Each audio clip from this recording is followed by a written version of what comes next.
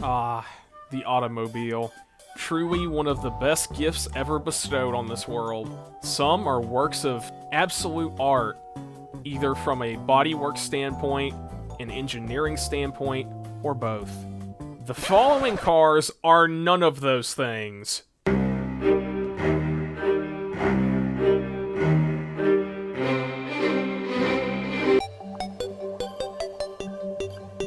So the first abomination we have on this list is the Gaz 16 hover car concept. This was a vehicle designed from 1960 to 1962 as an experimental off-road vehicle, which was supposed to possess the benefits of both a road car and a hovercraft.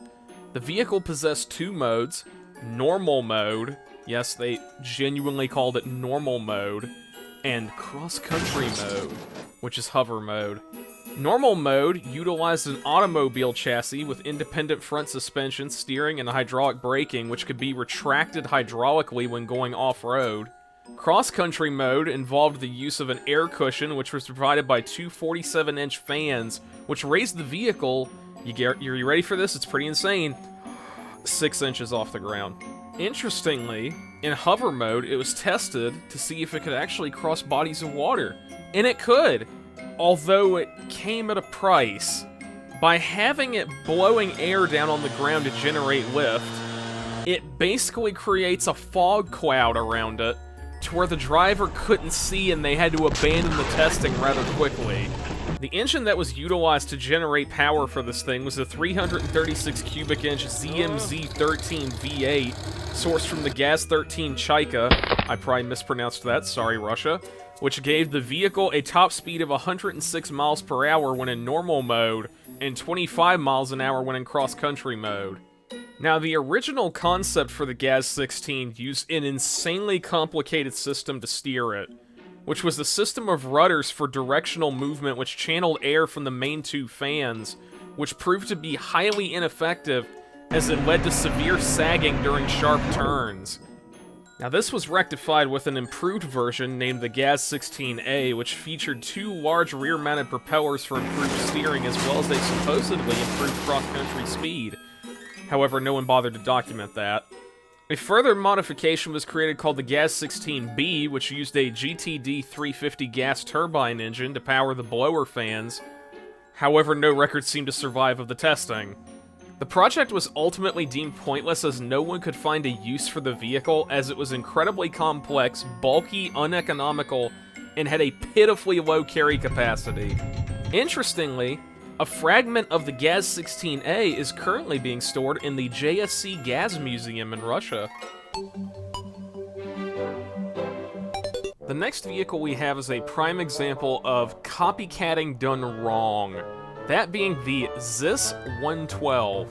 This vehicle was developed from 1951 to 1956 as a two-seater sports car, and the first version was designed by a guy named Valentin Rostkov, and was, how you would say, inspired by Harley Early's General Motors LeSabre concept car. The ZIS 112 was nicknamed the Cyclops due to its distinctive single central mounted headlight. The vehicle was basically a rebodied ZIS 110 limousine, and used the same, how you say, anemic 140 horsepower straight 8. However, that power was later increased to 186 horsepower, with an experimental engine fitted with 4 carburetors. Now, to the Soviets' credit, the LeSabre was never actually really used for anything. However, the ZIS 112 actually saw some use in the Soviet racing scene. However, it had to be seriously lightened and shortened from its original almost 20-foot length and 2.7-ton weight. Now, in 1955, a new version of the ZIS 112, called the ZIS 112/2, was built for the 1956 racing season, and was of a fiberglass construction following regulation changes by the FIA, and powered by a new 170 horsepower 366 cubic inch V8, which gave the vehicle a top speed of 124 miles an hour. This vehicle seems to have been much more successful than its predecessor, as it finished third in the Kurbatov USSR Championship. Now, Zavad imeni Stalina, which is ZIS, was not satisfied with that, So they decided to create another version of it, called the ZIS 112/3, which was completed at some point in 1956, and featured a new 220 horsepower engine sourced from the ZIL 111 limousine. One thing to note with the ZIS 112/3 is it seems that ZIS went back to their old habit of copycatting American designs, as several of the design elements on this vehicle resemble many GM cars of that year. Something to note with all of these concept cars is that all of them seem to be of a very crude construction, especially the original ZIS 112, which in some photos shows what appears to be a totally bent frame. Now, despite this vehicle's fame within the Soviet Union, it appears that none of these vehicles were ever preserved, and sadly, there are none on display anywhere around the world. Now, you might want to grab a snack or something, because this next segment is long, because there was a lot of information on this car. This car being the REAF, or I'm just going to call it REAF 50. So development of the REAF 50 began in 1949 following an order from Joseph Stalin himself for a new passenger car with a hydraulic transmission which would be ready in time for the anniversary of the October Revolution. One problem though, that was 4 months away. Now, Stalin wasn't expecting a whole lot of stuff to be done in a 4-month window, which is why no specialized engine was going to be developed for it, and it was just going to use the same 4-cylinder engine from the Gaz MM truck.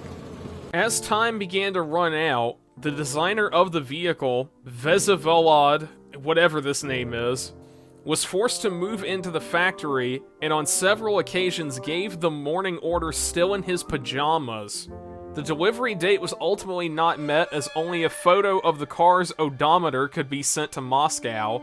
Amazingly though, I know you're gonna be surprised, Moscow took pity on them. I mean, I know I'm shocked. And set the new delivery date for the 1950 anniversary of the October Revolution.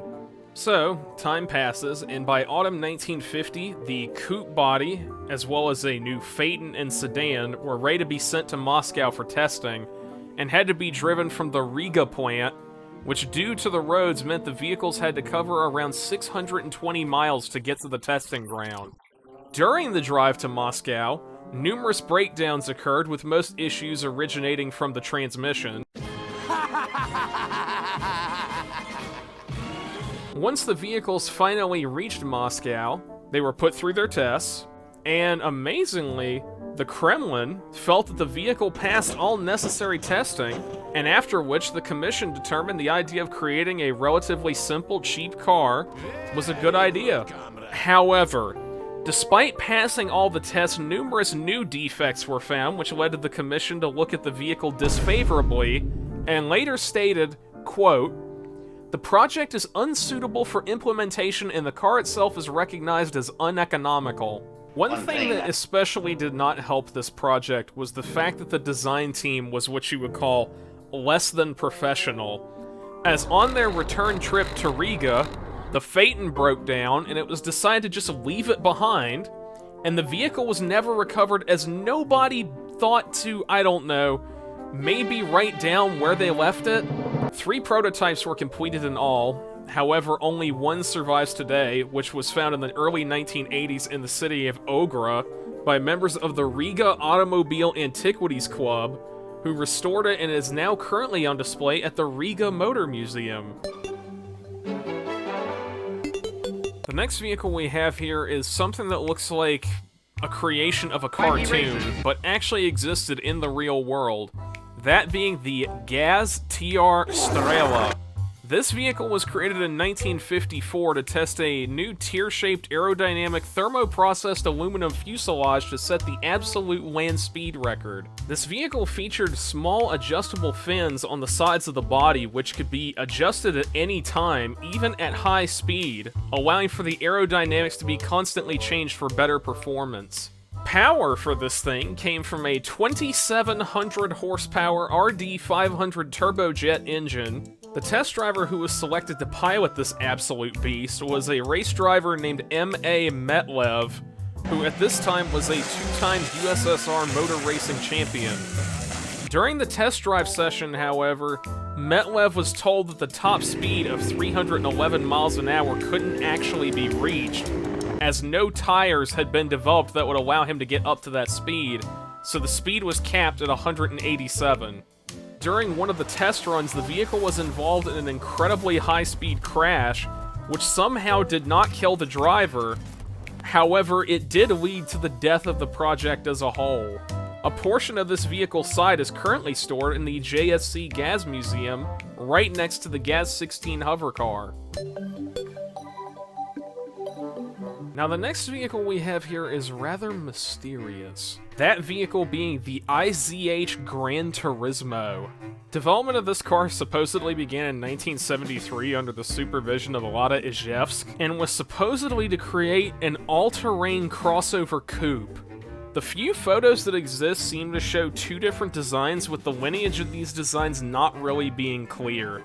The possibly first solid clay mock-up appears to steal several design elements from various American and European cars, including the first-generation AMC AMX. The likely second clay mock-up appears to present some kind of odd separately mounted grille and headlight arrangement, which appears to double as the front impact bumper, as well as two mysterious small lights crudely mounted to the hood, which could have possibly been either turn indicators or an alternate headlight arrangement. Now, supposedly this image here is of a functional prototype, which noticeably is missing those weird small lights on the hood, and now features a large front air dam, which said large front air dam is not good for off-roading. Rear visibility in all of these designs would have likely been practically non-existent, and unfortunately all powertrain and performance figures are unknown, as well as the fate of the project itself.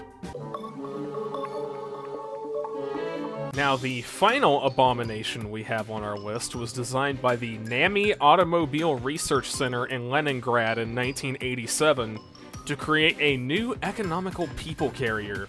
This new vehicle on the cutting edge of communist engineering was the Nami OCTA. This vehicle was to be powered by an 8-valve, 79 cubic inch, 71 horsepower VAZ 210-83 4-cylinder engine, which was sourced from the VAZ 2108, also known as the Lada Samara.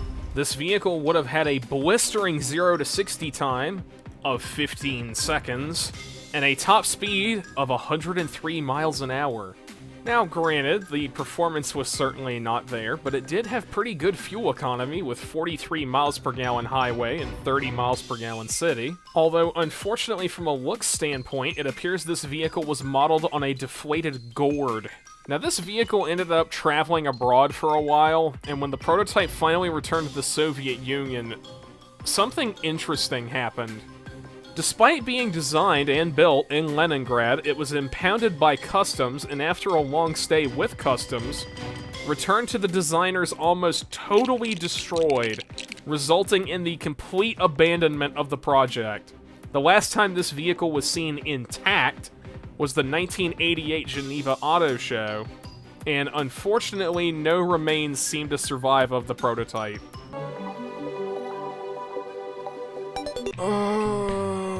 That was something. Indeed, that was a thing. I hope you all enjoyed this different video, because frankly I've been making too many tank videos as of late. I hope you all enjoyed this little break, and hope you will be able to sleep tonight after seeing some of the things that you have just seen.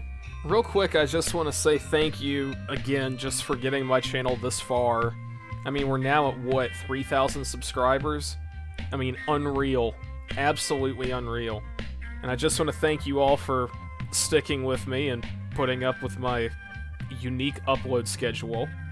And I also want to say to those of you who are here watching this outro who are not subscribed, please subscribe.